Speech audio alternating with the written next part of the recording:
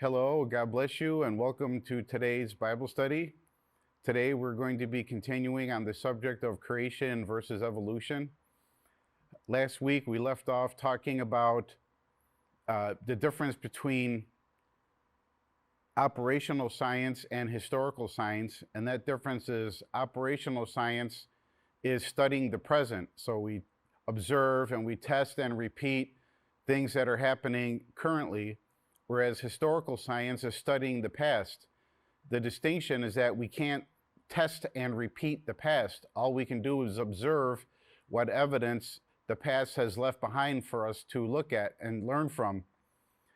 And the basic difference between creationism and evolution is the interpretation of that evidence. We all have the same evidence, but we look at it through different beliefs or worldviews, and we interpret it accordingly. So the best thing to do is be honest about our presuppositions and our worldviews and how they affect how we see things, rather than pretending that we don't have one. That's just a lie.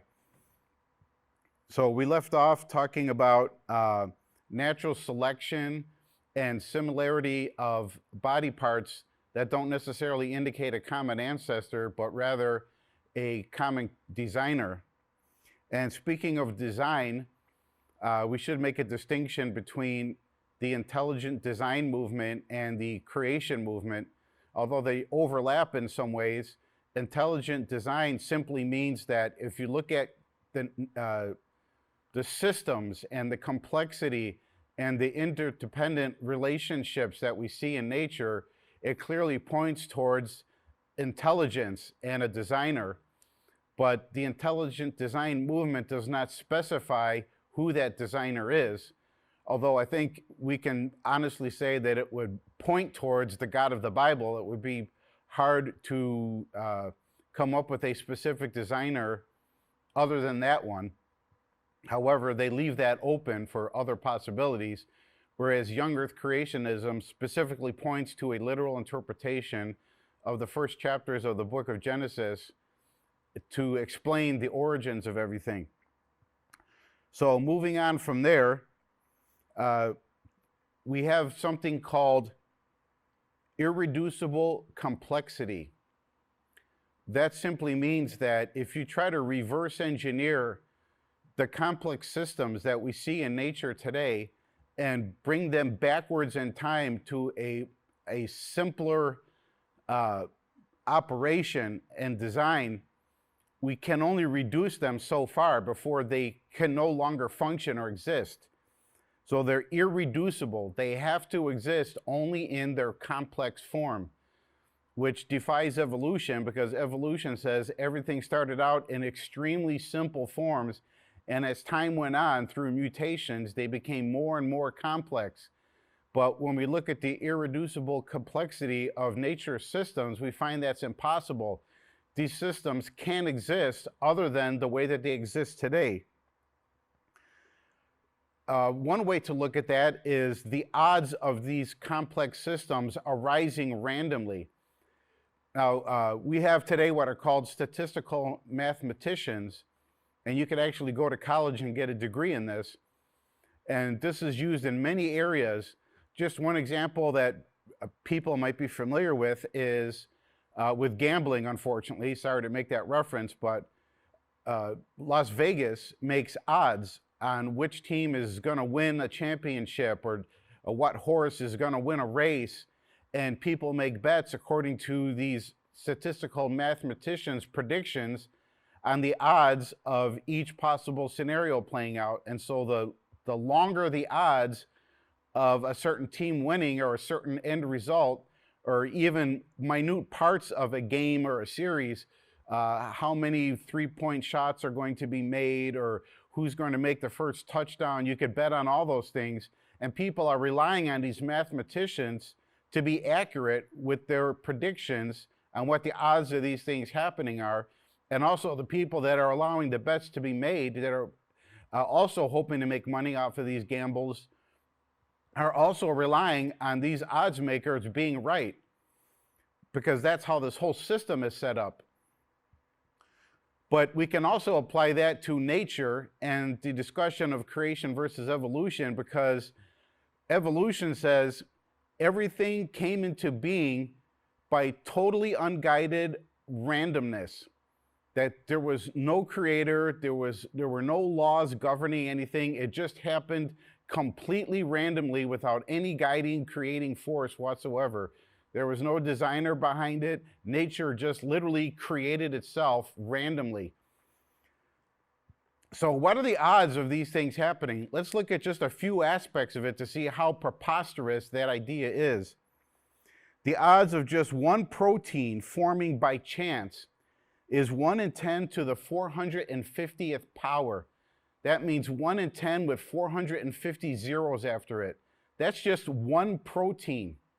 And it takes hundreds of proteins just to make one cell. So you begin to see how mathematically impossible these things are. At a certain point, we go past probability to impossibility. Once these odds get so far out there, that essentially means the odds are zero or that it's impossible. Even though they came up with numbers to describe the chances, they're so astronomically far out there that it's essentially it means zero. It can't happen. The odds of the proteins in the DNA of the smallest self-replicating organism coming together in the right place, in the right way, are 1 in 10 to the 167,626th power. The odds of the enzymes in one organism evolving is 1 in 10 to the 40,000th power. The odds of the jump from non-living matter to living matter are 1 in 10 to the 123,129,345th power. So again, that essentially means zero. It cannot happen scientifically or mathematically. We also have to remember that the theory of evolution requires not just one viable mutation at a time, but millions of them and interacting ones. So all these interdependent parts and even interdependent entire systems have to be all evolving step by step, piece by piece, all simultaneously together for evolution to work. So they like to say, you know, there's just, if we found that missing link, then we would prove evolution to be true. Well, there has to be more than one missing link. There have to be millions of them, and not just between ape and man, but between all of the stages of evolution of all of the things that exist. Plants, every kind of fish and bird and animal and bacteria, they all have to have millions of steps of mutations that all have to happen completely randomly in just the right way in order for evolution to even have a chance of being plausible. So here are some questions along those lines. How did animals and plants that reproduce sexually do so before sexual reproduction evolved? Did all the components of sexual reproduction evolve together? Larvae do not reproduce. They leave their DNA behind. So how did these creatures reproduce and evolve before that happened? How did immune systems evolve? How did white blood cells evolve to know which cells to attack and destroy because they're dangerous, and which ones to allow to live? How did animals evolve before immune systems evolved? And this goes strictly to our worldviews or our general beliefs about how things are. Do we believe in randomness or laws? These are the two basic worldviews, and they are reflected in creation and evolution ideas. But they're more than just theories or just ethereal concepts or philosophies that have no real meaning in the real world.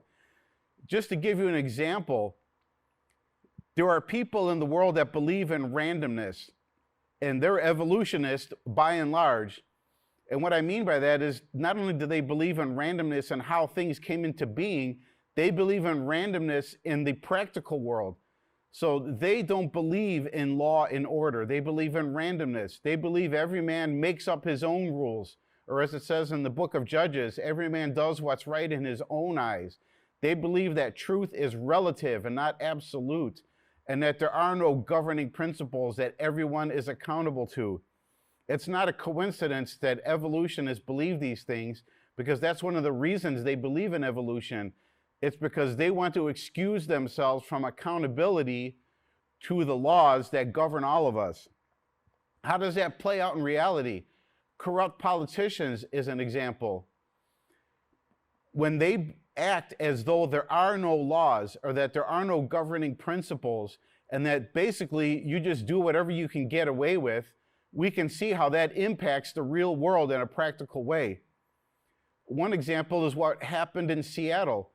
We had a group of people that believed in randomness, that they didn't want to follow the law and order that was already in place, and so they wanted to rebel against it and burn and kill and destroy and take over, not so they can have randomness, but so that they can set up their own system and they could be in charge instead. So they cordoned off an area, and what were the first things they did? They set up borders, they set up armed guards at the borders, and everybody had to be screened coming in and out.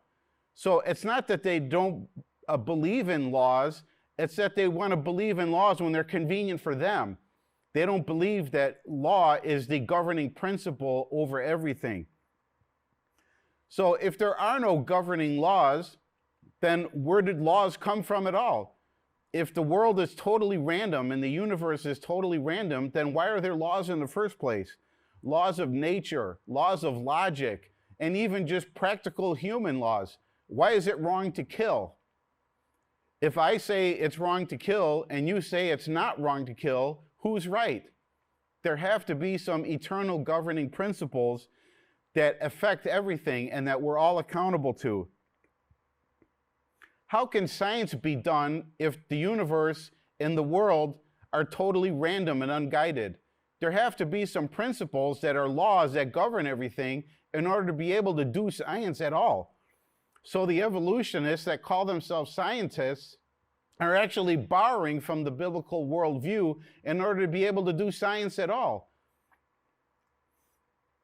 Here are some examples of scientific laws that violate evolution. I have 17 of them here, and I'm not a professional scientist, but just in doing my own research, I was able to find this stuff. So you don't have to necessarily be a genius to do your research and to understand these things. The first law of thermodynamics is also called the conservation of energy. It means that there's no new energy. So even though things can be changed, for example, you can light wood on fire and the fire will burn the wood, but there's no new energy. The energy that's latent in the firewood gets released in the heat and the light of the fire, but the energy doesn't disappear. It doesn't cease to exist, and there's no new energy added to that event. It's just that the wood turns into ash and coal, but then we can take that coal and turn it into charcoal and cook our food with it. So there's still energy there. And this principle is accepted universally as all of these ones that I'm about to mention. So there's no new energy ever introduced into the universe or the world. It just makes things change form. So the question is, where did the energy come from if there's no new energy ever added to the system? There's no explanation for that if you're an evolutionist. They cannot answer the question on where did energy come from. So evolution does not explain the origin of energy. The second law of thermodynamics is also called the law of entropy. This is explained as everything tends to break down. So when you look at a building, if you leave it alone and don't maintain it, eventually it's just going to break down and it won't be there anymore. And that's true of everything. Everything breaks down. The human body ages and wears out and dies, and we see that all throughout nature. So if the second law of thermodynamics is true, which it is because we observe it, it's a law of physics that all scientists accept, then doesn't that contradict evolution? Because evolution says everything is progressing and getting better and getting more complex, and it's developing and advancing, whereas the second law of thermodynamics says the opposite is happening. The law of biogenesis states that life can only come from other life. And this is what we observe in nature. This is real. It's good science. But it contradicts evolution, because evolution says that non-living matter became living matter without a creator. It did it randomly, totally on its own, and they can't explain how. Ask any evolutionist scientist how non-living matter became living matter, and they can offer a few guesses that really don't pan out when you study them out, but they really don't have a concrete, solid scientific explanation of how living matter became living matter. It defies the law of biogenesis. The laws of logic, which are necessary for all communication and all kinds of activity, have no foundation in an evolutionist worldview. If everything is totally random, then why are there laws of logic? And without laws of logic, we can't even communicate. We can't talk to each other. Because if I'm talking to you and what I'm saying follows no logical chain for you to be able to understand and interpret and apply, then we're not communicating.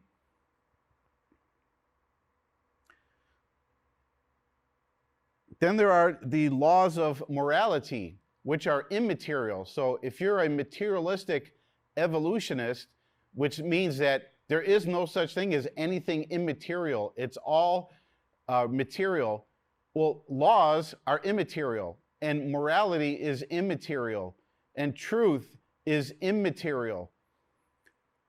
So if the only things that truly exist are material things, then what do we do with pain? Is pain material or immaterial? How do you prove scientifically that pain exists? You can only understand it because you experience it. You know it's real. Everybody has felt pain at one time or another, and different levels of pain. That's why they ask us when we go to the doctor, rate your pain between 1 and 10. So everybody knows that there's pain, but how do you put pain in a jar and show it to people? It's an immaterial thing. It's a signal from your nervous system to your brain that something is wrong. So morality is an immaterial thing. And if there's no God, the Bible is not the word of God, there's no creator, there's no intelligent designer, there are no governing laws, then why would there be morality? And some people would make a utilitarian argument like, well, it's good for society, so that's why we have laws. That's not good enough. There are many holes with that idea, and it doesn't explain the origin of laws of morality or the foundation for them. If the foundation for moral laws is man, then we have a big problem, because all throughout history and in all parts of the world, there have been different moral laws. In some places, something's okay. In other places, something's not okay. In some periods of time, things were allowed, and in other places and times, things were not allowed. So we can't base governing laws of morality that everyone is universally accountable to on man. Man is a bad foundation. The laws of probability, and I talked about some of the odds of things happening already, which shows that the mathematical odds of the universe creating itself are zero, essentially. So evolution defies the laws of probability. Then there are the laws of information. This is a relatively new area of science where it's become an actual field of science. But it's basically this. Information has to come from an intelligent source. You don't read a book and think that the book just randomly assembled the information on its own and printed itself. When you see a book, you assume that there's an author. When you see a painting, you don't think that these different paint colors just manufactured themselves and somehow randomly landed on the canvas in just this perfect order to create the Mona Lisa. We assume that there's a painter. And so when we look at nature and we see that there is great amounts of information within nature, you have to assume that there was an intelligent source of all that information. DNA is a perfect example. It's the most efficient and thorough and powerful store of information that we know of.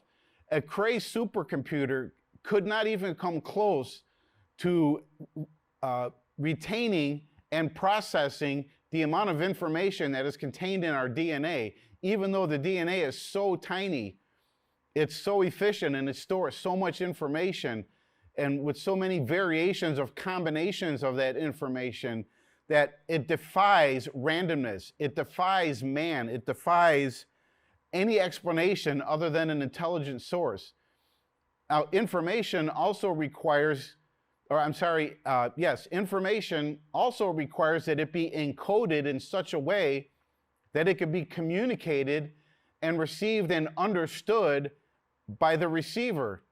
So if I get up here and start saying things in a non-language, a language that doesn't exist, I just start making up words, you're not going to understand what I'm saying. And Paul even talked about this in 1 Corinthians 14 regarding speaking in tongues. Not that speaking in tongues isn't real, but that if I speak in tongues in a language that you don't understand, I'm not serving you any purpose, because even though I have information, it was encoded into a language that you don't understand, so you're not understanding and receiving the benefit of that information.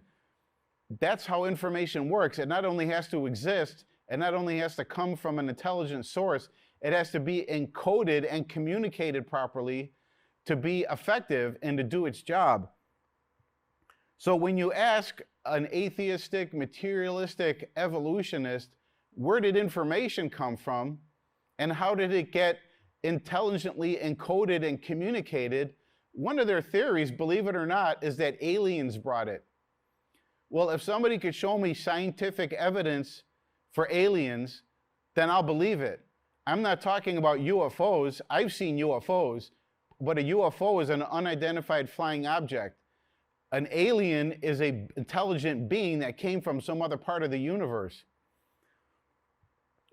So if the information that's encoded in DNA came from aliens, and that is how we get evolution, we also have to factor in that the aliens flew here from light years away and somehow had the technology to make or add to DNA, and they must have made that trip millions of times to keep coming back every time there had to be another mutation with increased genetic information, and come back and then insert that added information and keep doing that over and over and over for every single plant, for every single animal, for every single fish, for every single bird, for every single bacteria and everything that exists, millions and millions of times for each one of those, for all those mutations to lead to what we have in the world today. I think it becomes a little preposterous to assert that as a scientific explanation of where information comes from and how added information comes.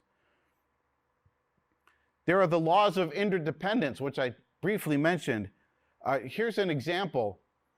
Bees have to have flowers. That's where they get their food from. But the flowers have to have bees, because the bees get the pollen from the flowers on their bodies, and then when they move around from flower to flower, they pollinate the other flowers, which is how the flowers reproduce. So what happened before the bees and the flowers were in their current state? How did that work? There's no explanation for that.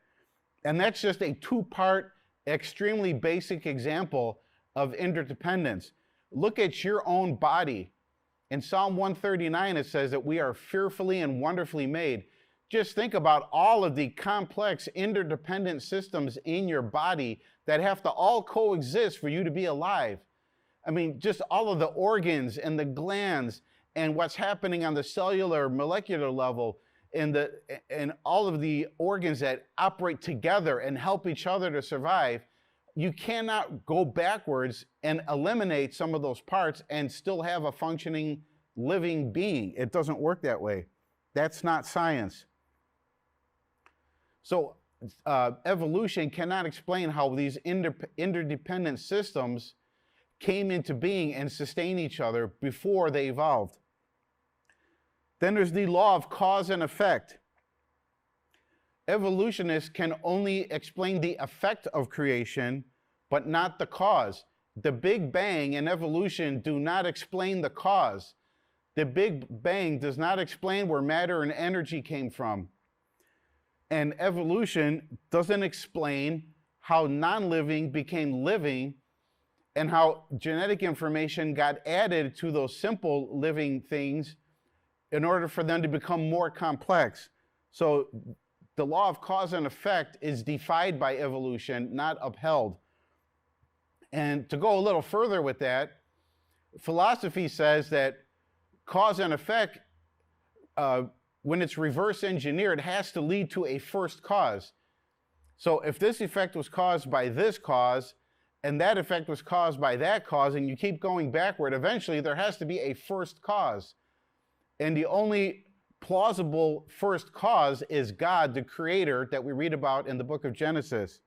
There's no other scientific or plausible explanation for the first cause. The laws of observational science are defied by evolution.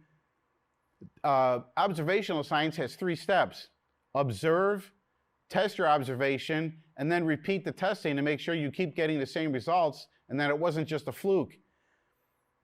You cannot test and repeat a test of evolution. You cannot test and repeat the past. And another problem is we can't even observe evolution because there's no evidence in the past of evolution, despite their attempts to try to turn the evidence that we do have into evolutionary evidence. It's really not. And then the other problem is, where's evolution happening today? How can we observe evolution now? We can't. Where are the transitional beings? They don't exist. The laws of mutation defy evolution. When DNA mutates, it loses information. It doesn't ever gain information. And that is required for evolution. Mutations almost always result in sterility and death, which means no reproduction. Cancer is an example of a mutation, not beneficial. Now, some evolutionists try to argue that certain mutations can be beneficial. For example, if a bacteria mutates to be immune to a certain pesticide, that's a beneficial mutation. Well, that's true in the short term, but in the long term, it's not true. For example, if a man is born mutated without arms, and everybody with arms is sentenced to death, then the man without arms has a momentary benefit. But no one's going to argue that it's better to not have arms in the big picture, in the long term, than to have arms. Arms is beneficial. I like having arms. It makes it easier to play drums. Next one is the laws of natural selection. Now, we do see natural selection in nature. We see, although we don't see quote unquote nature selecting, all we see is what's called the survival of the fittest, or more accurately, the survival of the survivors. Because that's really all that natural selection proves to us, is that survivors survive. Now, we could talk about why they survive, and did they have some advantages over those that didn't survive? But really, the bottom line is, all natural selection proves is who survived and who didn't. And again, natural selection is not evolution. In fact, it's essentially the opposite of evolution, because natural selection, according to the evolutionist's own theory, is that the fittest survive. So if you're a mutant, you're the least fit, not the most fit. So a fish that's half fish and half lizard is not fit for the water as much as the other fish are, and it's not fit for land as much as other land creatures are. It's the mutant. It's the least fit, so it's going to get eliminated according to natural selection and not evolve. The law of kinds. We read about the law of kinds in Genesis chapter 1. The phrase after his kind appears 10 times in the book of Genesis. And what that means to us and modern science is that each type or kind of creation is limited to its kind. It can only reproduce its own kind. Now, we believe that there are variations within a kind. For example, the dog kind. There are almost 200, I believe it's 193, different breeds of dogs recognized by the American Kennel Club, although there are actually over 300 breeds of dogs in the world, but they're all the dog kind. You can't get a cat from a dog. You can't get an ostrich from a Labrador Retriever. It doesn't work like that. So you can have extremes of size, like a Neapolitan Mastiff or a Chihuahua, but they're all dogs. And you can trace them all back to dogs, but not to anything other than dogs. So probably the wolf would be an ancestor that all modern dogs came from. In fact, if you just go back 200 years, you will see the majority of modern dog breeds did not exist. So that's how quickly breeding can develop variations within a kind. However, you never get anything beyond that limitation of the kind. So that makes evolution impossible, because evolution mandates one kind becoming another kind. But that's not genetically possible, and it's not what we observe in nature. I talked about the laws of sexual reproduction, which are impossible with evolution. The laws of immune systems, the laws of order, and the law of acquired characteristics, which means if I go to the gym and work out and I build muscle mass, that doesn't automatically get transferred if I give birth to a child. Only the characteristics that are programmed in the DNA are passed on to my child. So that also defeats evolution, because evolution says that characteristics are required through mutations, and then they're passed on to the progeny of that creature, whatever it is. But unless they're programmed into the DNA to start with, they can't get passed on. So just because a creature acquires a characteristic does not mean that it's going to be passed on to its future generations. It's also important to note that none of these 17 laws defy anything in the Bible. The Bible actually confirms and is the original source for the ideas behind all of these laws. So we have the Bible being scientific and evolution not being scientific.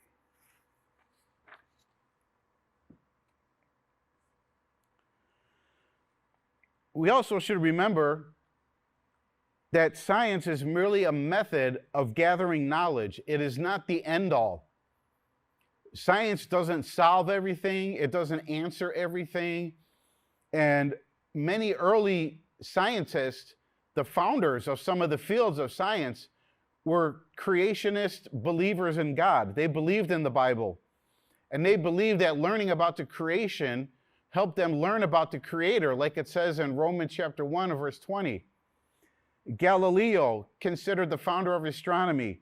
Newton and Faraday, the founders of physics. Mendel, the founder of genetics. Kepler and Mather, the founders of astronomy. Pasteur and Boyle, founders of chemistry. Linnaeus, a founder of botany. Steno, a founder of geology. Bacon, who developed the scientific method. Pascal, who developed hydrostatics, which is where we get the barometer from. All these men believed in the Genesis account of the origin of things. So you don't have to be an evolutionist to be a scientist. There are many modern PhD scientists, hundreds and hundreds of them, that believe in a literal interpretation of Genesis. So the evolutionists would like us to believe that there's one uniform voice in the scientific community, and it's atheistic evolution. That is completely false. The atheistic evolutionists can't even agree among themselves on the definition of a species and many other aspects of their theory. So don't be fooled. There are great questions regarding science and evolution, and more are we seeing the theory of evolution has come into question and discredit as we go along. Here's just a few examples. Dr. Raymond Damadian, a young earth creationist, invented the MRI, so he was able to do science as a creationist. Scientific theories are proven wrong all the time. Scientists in the medical field used to believe that the way to get sickness out of a body was to drain the blood. And so they would cut people and bleed them, or they would put leeches on them and bleed them. Well, we know the Bible said all along in Leviticus 17 that the life of the flesh is in the blood. So draining your blood is a bad idea. It's one of the worst things you can do to a sick person. And President George Washington died because of this scientific belief.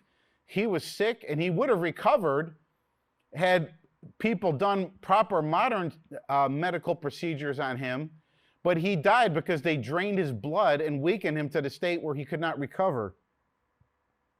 Scientific theories are proven wrong all the time. And scientists claim to embrace this unless it has to do with evolution. Whenever there's evidence that there's something wrong with the theory of evolution, then they don't want to embrace that new evidence. They say that science makes no predictions of the future. However, creation science, biblical science, makes many predictions of the future. I already talked about how Genesis 1 predicted limitation to kinds, and thus no transitions from one kind to another, of which there's no evidence in nature, so that's good historical science. Dr. David DeWitt predicted that Neanderthals would prove to be fully human, and DNA has substantiated that. Evolutionists used to talk about junk DNA until it was determined that junk DNA actually serves a purpose. Magnetic fields in Neptune and Uranus were predicted by creation scientist, astronomer Dr. Russell Humphreys. Even archaeologists could use the Bible to guide them in their searches. Now, there's nothing wrong with archaeology, but when atheists are trying to use archaeology to disprove the Bible, that's a problem. And the real problem with that is archaeology is constantly proving the history of the Bible true. Here are just two examples. For years and years, atheistic Bible-denying archaeologists said that there was no such people as the Hittites, even though the Bible mentions them several times. Then all of a sudden, they started discovering the whole Hittite culture. And now you can watch entire documentaries about the history of the Hittites. The king Sargon is mentioned in the Bible, but the deniers said there's no King Sargon because we have no archaeological evidence of his existence. Well, then they found it and they had to just stop saying that. The Bible is full of scientific information that was believed for centuries by those who believed the Bible long before they were confirmed by science. Now, we don't have to have science to prove the Bible, but science does confirm the Bible. Here are just a few examples. Air has weight. The earth is round. Oceans have natural paths in them. There is a place void of stars in the north. The earth is held in place by invisible forces. Taxonomic classification of matters described in Genesis 1. Again, kinds. Certain animals carry diseases that are harmful to man. The early diagnosis of leprosy. Quarantine for disease control. Blood of animals can carry diseases.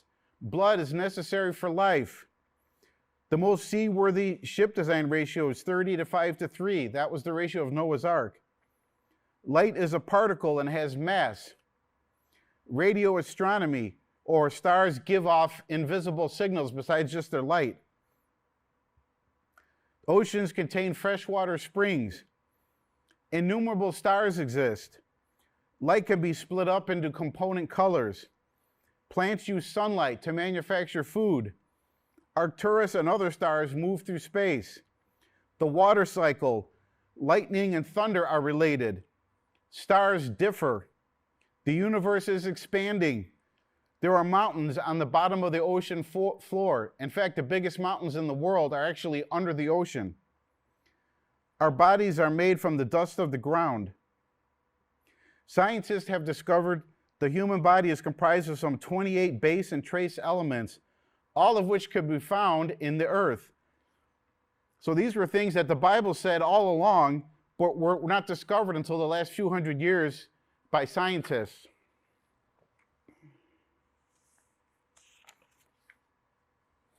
Back to a few more examples of how creation scientists were able to make predictions of science.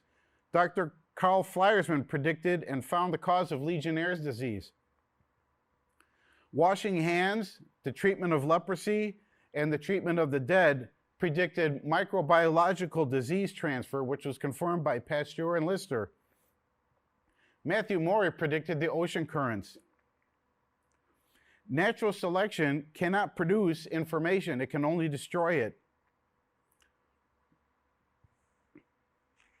Pesticides do not prove evolution for several reasons. One is resistant bacteria and insects do not evolve into other kinds.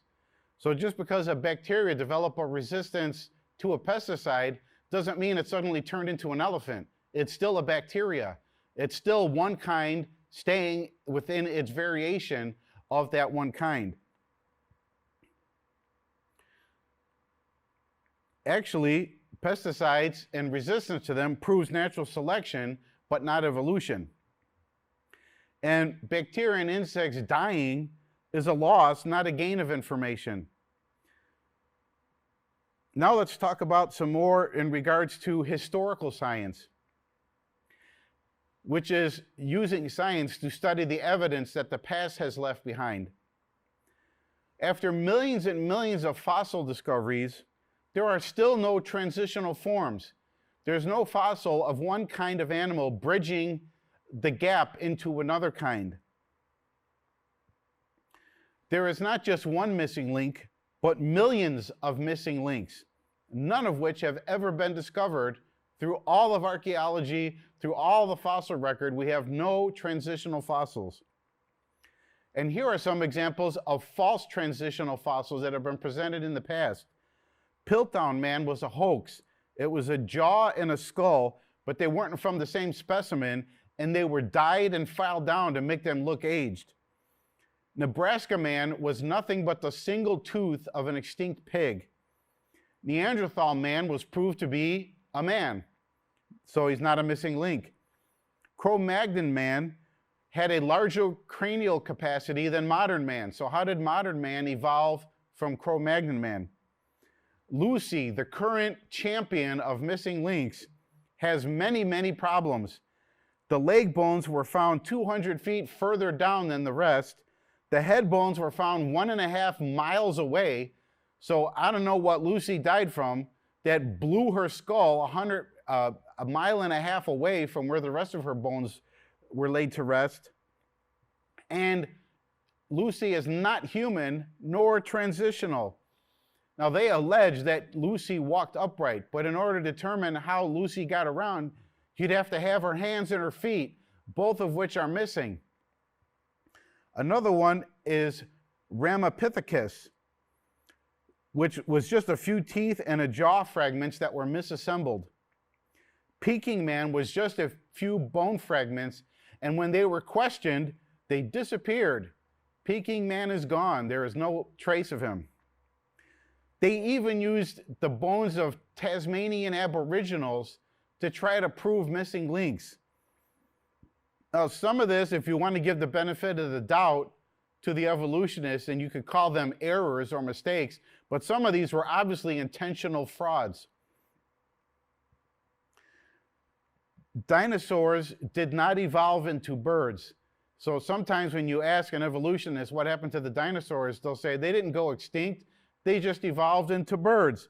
Well, there are many scientific problems with that theory. One is birds were made on day 5 of creation, animals came on day 6, so the birds actually came before the dinosaurs. Another problem is there's no fossil example of a transitional scale turning into a feather. All the fossil feathers are just like modern ones. So we have no evidence of fossil feathers evolving into modern feathers. They're all the same. Feathers are only found on birds. They're never found on lizards. Reptile fossil scales only had filaments or bristles, but not feathers. A mutant would be dysfunctional and eliminated once again. Then there's the irreducible complexity of feathers. Feathers are very complex. Not only is each feather very complex and has very complex parts to the feather, but there are various kinds of feathers on each bird. There are downy feathers and there are flight feathers and various kinds of feathers, even on each bird. There are flightless bird fossils, but they're not reptiles with feathers. Here are some anatomical differences between lizards and birds: cold-blooded and warm-blooded, their lung design and function, solid versus hollow bones. And even though they have a similar three-finger development, they develop differently and they're used differently. There's a big difference between scales and feathers. Scales are very simple and they're all the same. Feathers are very complex and they vary.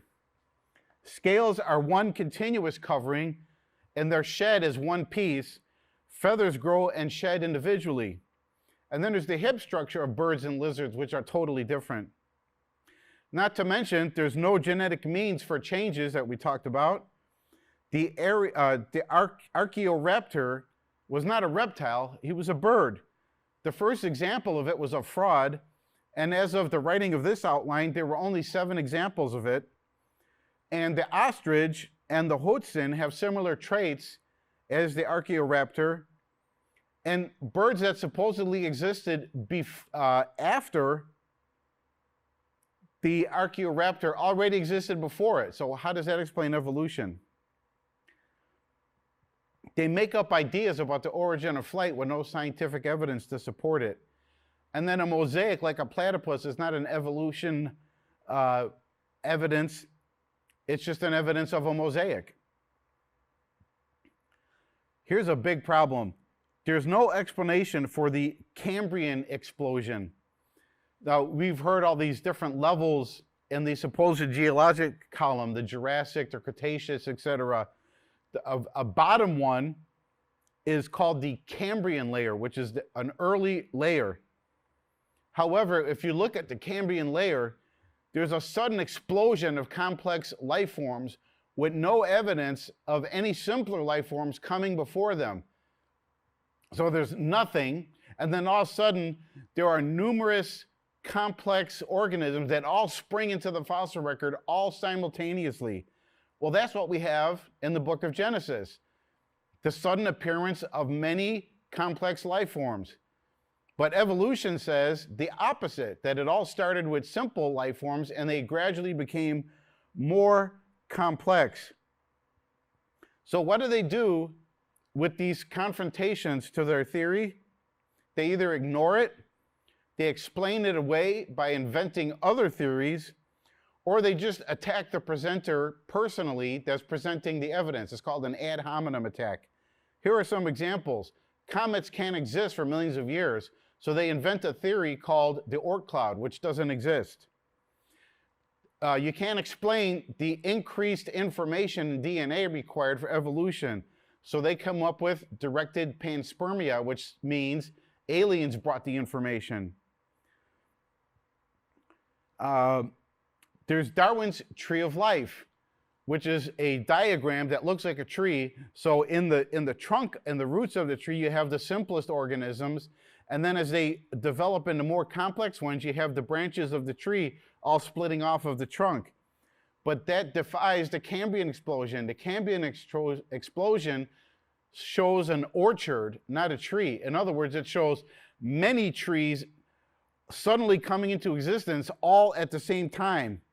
So there's a horse tree, there's a dog tree, there's an ape tree, there's a people tree, there's a bird tree, there's a fish tree, all coming into existence and developing into the varied different types within the kind, but no merging or crossing over of those kinds. Also, extinction disproves evolution, because today we actually have less what they would call species than there were many years ago. So we have devolution, not evolution. We have less kinds than we did before. That's the opposite of evolution.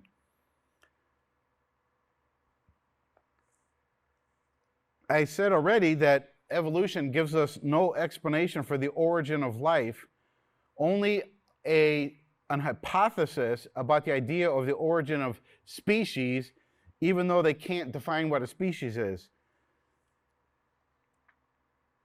There were the Miller-Urey experiments in 1953. These two scientists decided to try to recreate the conditions that they supposed existed during the jump from non-living to living matter in a hope of proving evolution. However, genes need enzymes, but enzymes are produced by genes. So we have a problem with their experiment right at the beginning. They were trying to produce enzymes that would produce proteins that would produce a simple organism that would become a living thing, but they already had a self-defeating problem in their experiment. Another issue is they used the wrong gases that were allegedly present in the start of evolution because they knew they wouldn't work. Also, their experiment produced toxins that would kill anything that actually did develop from their experiments.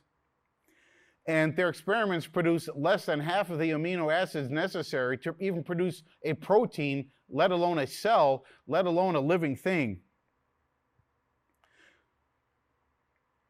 They left oxygen out of the experiment because they knew it would defeat it, because amino acids will not develop in oxygen. And yet without oxygen, there would have been nothing to block the UV rays from the sun, which would have killed anything that developed anyway. And then again, we have irreducible complexity and interdependence that cannot be accounted for by their experiments. And by the way, their experiments completely failed. Talking about the Big Bang, why did the Big Bang occur?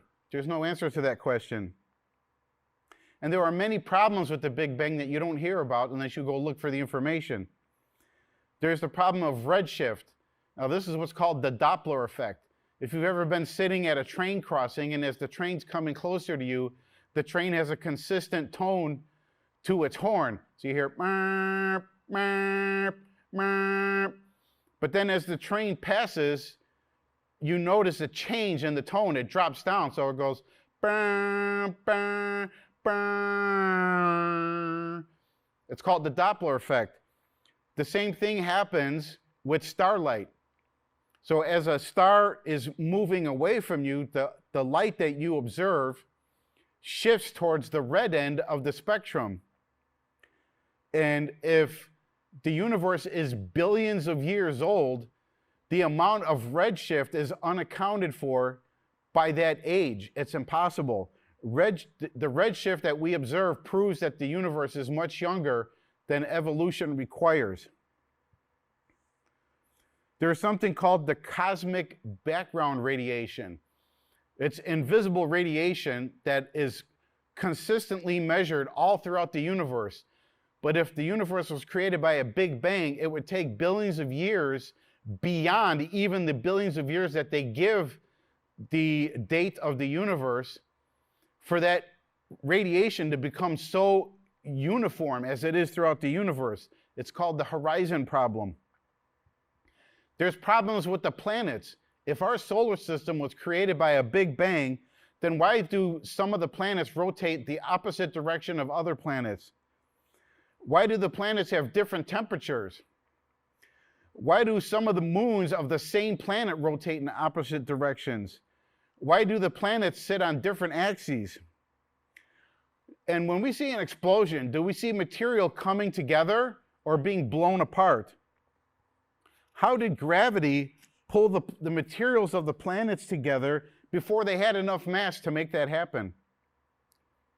Explosions cause a loss of order, not a gain of order. So again, we have a conflict between what we observe and what they say happened in the past. Why did supposed spontaneous generation only occur once? There's no real answer for that.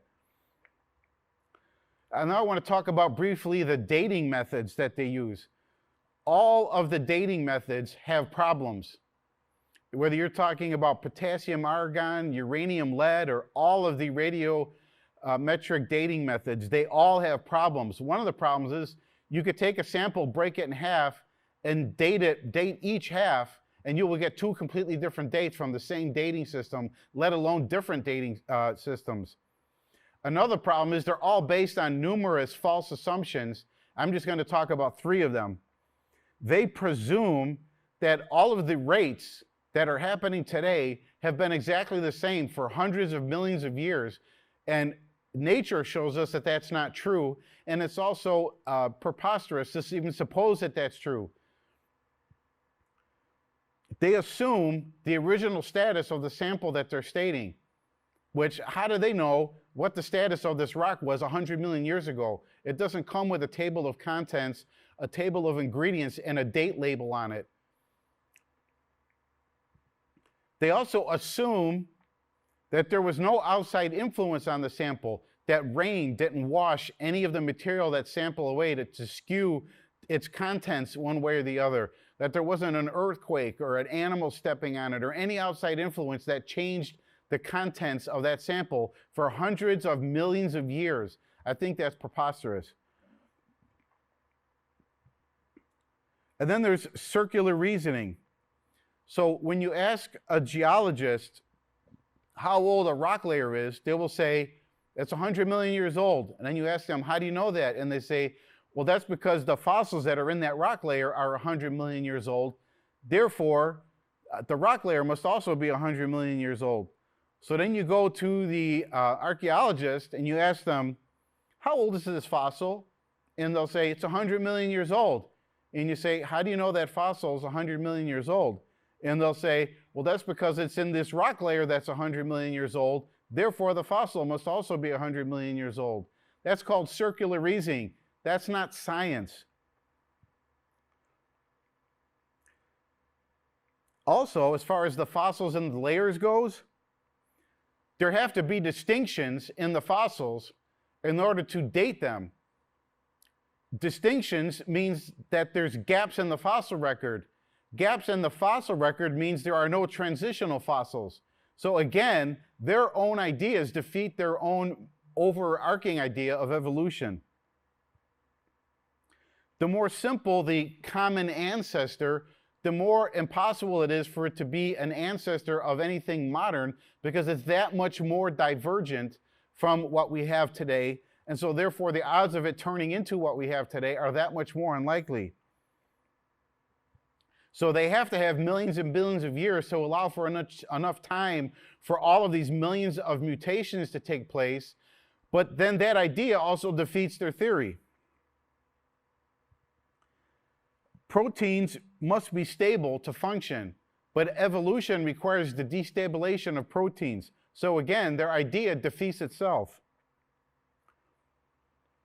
I talked about oxygen and amino acids. Again, we have a contradiction because you have to have oxygen for life, but in oxygen, the amino acids will not link up to form proteins. So then you can't have proteins forming cells and cells becoming living things and becoming more complex. So right from the beginning, you have a defeat of their idea. The only way non-living could become living is from the original source of life, which is God the Creator. They say that the amino acids first form proteins in water, but when you put amino acids in water, they dilute, they don't form proteins. Then there's the concept of uniformitarianism.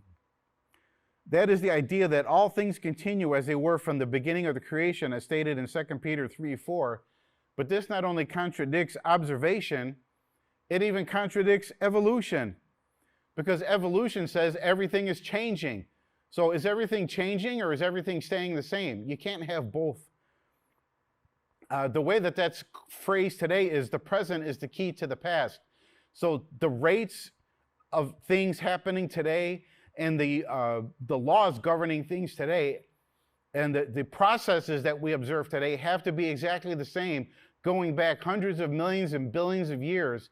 But that's not the case. All we have to do is look at the record of the past that's in nature to see that catastrophic things have happened and that things have changed dramatically over time.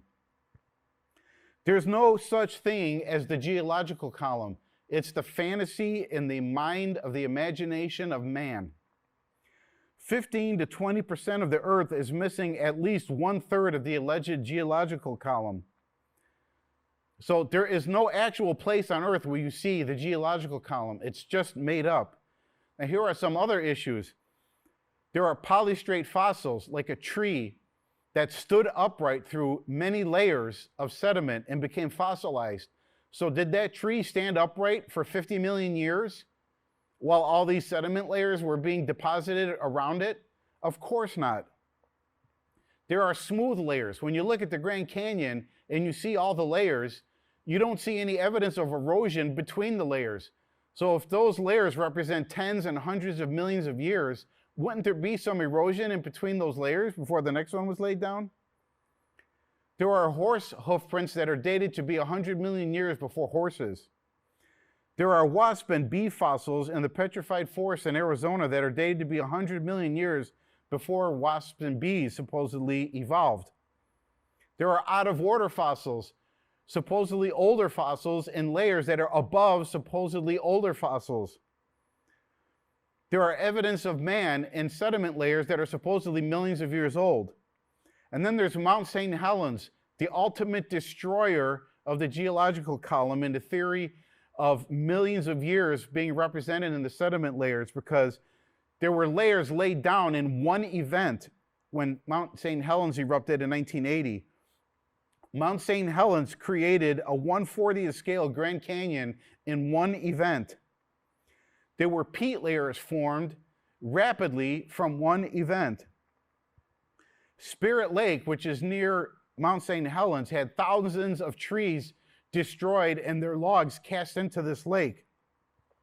There's already the start of a petrified forest in Spirit Lake. And so we see rapid erosion happening in one event. Now, can we point to one event in history that would have created all this evidence? Yes, it's called the flood in Genesis 6 through 9.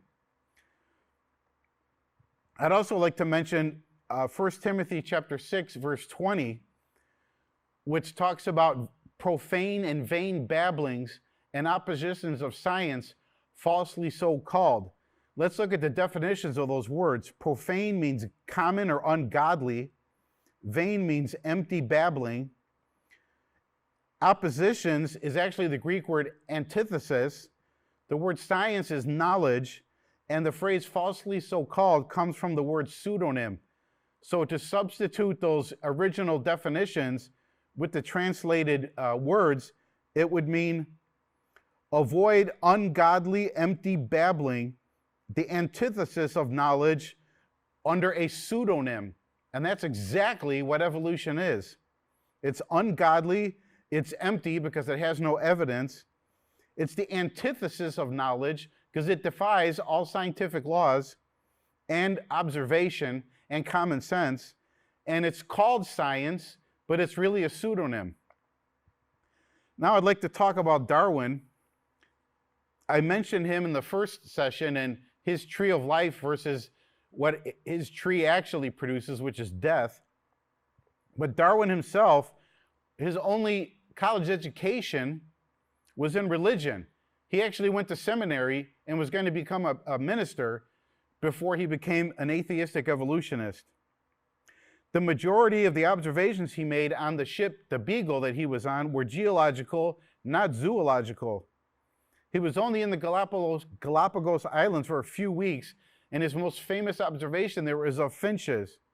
But he never even studied the data that he collected himself. They were studied later by a bird expert who determined, I hope you're sitting down, that they were all finches. So Darwin's study of finches didn't show evolution because all the birds he studied were all finches that all existed at the same time. There were no transitions. And genetics later confirmed that all the finches were unbelievably finches. Isn't that a shock? What he observed were 3 different beak sizes in the finches, but not evolution. And speaking of which, the large beak size is now gone. So that's actually devolution because one of them was eliminated. So that's less variation, not more. Darwin wrote 2 books, one called The Origin of Species, although that's not the full title. The full title is The Origin of Species, or the Preservation of Favored Races. That's really important because Darwin was a major racist. Let me just read you a quote of his. At some future period, not very distant as measured by centuries, the civilized races of man will almost certainly exterminate and replace the savage races throughout the world. At the same time, the anthropomorphous apes, as Professor Schaffhausen has remarked, will no doubt be exterminated. The break between man and his nearest allies will then be wider, for it will intervene between man and a more civilized state. As we may hope, even then the Caucasian and some ape as low as baboon, instead of as now between the Negro or Australian and the gorilla. These are the words of Darwin. Biological arguments for racism may have been common before 1850, but they increased by order of magnitude following the acceptance of evolutionary theory. That's from Stephen Jay Gould, an evolutionist. So he admits that Darwin influenced greatly racism. Darwin also, as I mentioned in the first lesson, is a huge inspiration behind eugenics, atheism, communism, Nazism, abortion, euthanasia, and genocide. Some of you may have heard of the Scopes trial that occurred in Tennessee many years ago, but I encourage you to research because the movie Inherit the Wind, which was based on a play, is basically the exact opposite of what really happened. Whatever they portray in the movie, you can pretty much be sure that the exact opposite is the truth about what really happened. So now I would like in closing to just review some resources for you so you could do your own research, because I want you to be a student of the Bible, not just somebody that parrots what other people say about the Bible or about anything. So I encourage you, if you have any questions about anything that I've said, do the research, look it up. And there are many, many resources for you to do your own studying.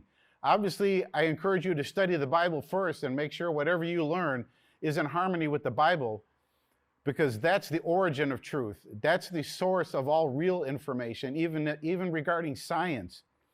However, do the research. Don't be lazy.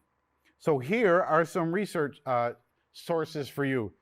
Answersingenesis.org is a website with more information than you could study in a year. It's exhaustive, it's thorough, it's PhD scientists, it's thousands of articles on many different aspects of creationism. So I encourage you, they have articles that you can read for free. They have material that you can order, both written and in video. There's a book, obviously this isn't the book, this is a CD-ROM version of the book, but it's called In the Beginning, Compelling Evidence for Creation and the Flood by Dr. Walt Brown. There's a man named Brother Steve Groman who has a website called Creation Seminar Net. He has a whole series of videos that are excellent. There's a book called Evolution, When Fact Became Fiction by Ricky Pavlou. There's a website called creationtoday.org or creationscienceevangelism.org by Kent and Eric Hovind. And you can see a whole series of creation videos by Kent Hovind on YouTube. There's a website called creation.com. There was a man named Henry Morris who was considered the father of modern creation science. He founded the Creation Research Society, the Institute for Creation Research, He wrote a book called The Genesis Flood, and there's also a study Bible that was produced by him that is keyed towards creation science. Now, here are some videos and books that you can look at. This book is called Darwin's Doubt. It's by a man named Stephen Meyer, and it's a great resource to study the Cambrian explosion that I talked about in much greater and scientific detail than what I talked about. If you're looking for one video resource to cover all of the general areas of creation science, this is the one. This is called Is Genesis History? Everybody in this is a PhD scientist, and they talk about the geology and the archaeology and the biology and all of the different areas in a very clear and understandable way. This one is Expelled by Ben Stein, and it talks about how the professional scientific community, and especially in the areas of higher education in our colleges and universities, excludes and is extremely prejudiced against anything other than their atheistic evolutionist approach to interpreting the evidence. Here are two videos for kids that are really good. They're called the Creation Adventure Team. This one is by Dr. David Menton, called The Hearing Ear and the Seeing Eye. And it talks about how complex the ear and the eye are and how impossible it is for just these two examples in human biology to have evolved on their own randomly. This one is called Mount St. Helens, which talks much more in detail about how the eruption of Mount St. Helens shows us a young Earth creation view and defeats the evolutionist interpretation of millions of years and the Grand Canyon and other things. Some people question how did the starlight get to the Earth if the Earth is only 6,000 years old and the stars are only 6,000 years old? This DVD by a PhD astronomer explains some possibilities, and he specifically describes his personal theory on that. And also, the evolutionists have problems explaining starlight and time themselves. So don't think that just because we don't have a concrete, definitive answer to that question, that means the Bible is wrong. And then this is from Dr. Werner Gitt about In the Beginning Was Information, which is a whole DVD explaining information theory and the whole branch of science that developed from it. So get out there, do your research, educate yourself, and pursue knowledge, not just human carnal knowledge, but the knowledge that helps you become closer to God and to understand His Word better. Anything that undermines your faith in God and His Word didn't come from God, and it's not true knowledge. So be delivered from humanistic, materialistic, relativistic thinking and receive the revelation of God that His Holy Spirit will give you through His Word. God bless you in Jesus' name.